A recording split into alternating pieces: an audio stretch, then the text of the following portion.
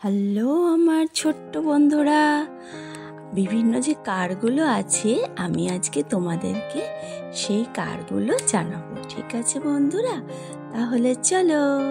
প্রথমে এটা আকার, এটা হর্ষইকার, এটা দীর্ঘইকার, এটা হর্ষকার, এটা দীর্ঘকার, এটা ঋকার, এটা হলো একার, এটা ঐকার, এটা ওকার, এটা হলো ঔকার।